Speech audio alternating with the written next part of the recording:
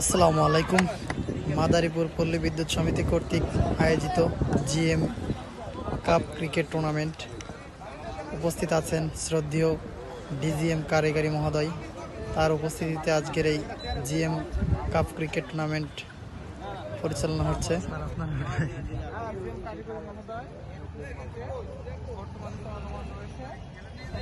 মাঠে বর্তমান ব্যাটস করছেন সদর দপ্তর ক্রিকেট একাদশ বনাম কালকিনি জোনাল অফিস ক্রিকেট একাদশ।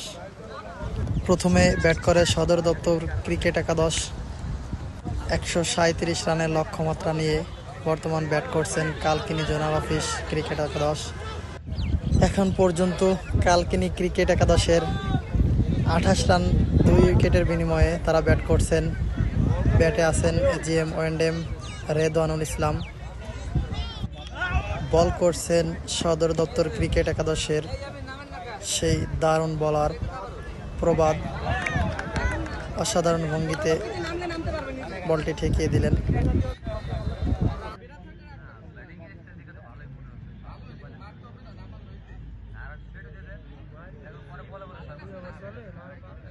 পরের বল দেখা যাক কি হয়। ছক্কা! What a shot! লেগের উপর দিয়ে 6 হয়ে গেল। অসাধারণ একটা 6-এর মার দেখলাম। দ্বিতীয় বল আবার দেখা যাক কি হয়। 6 পরপর 2 বলে 2টা 6-এর মার। রেদওয়ান ইসলাম জিএম ওয়েন্ডেম তার ব্যাট থেকে 2 বলে 2 6-এর মারের মাধ্যমে কালকিনি জোনাল অফিসের রান সংখ্যা 40, 1 উইকেটের বিনিময়ে। অসাধারণ ব্যাট করছেন রেদওয়ান ইসলাম। আজকের এই খেলার আয়োজন করেছেন মাদারীপুর পল্লী বিদ্যুৎ সমিতির শ্রদ্ধেয় জেনারেল ম্যানেজার। অসংখ্য ধন্যবাদ জিএম মহোদয় স্যারকে। আজকের এই খেলায় 4টি দল অংশগ্রহণ করছেন।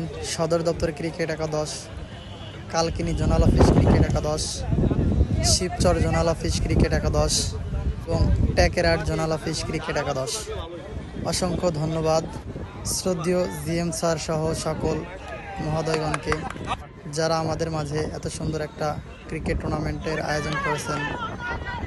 তাদেরকে ধন্যবাদ জানাই এবং খেলা পরিচালনা করছেন আমাদের শ্রদ্ধেয় ডিজিএম কারিগরি মহোদয়। সবাইকে অসংখ্য ধন্যবাদ।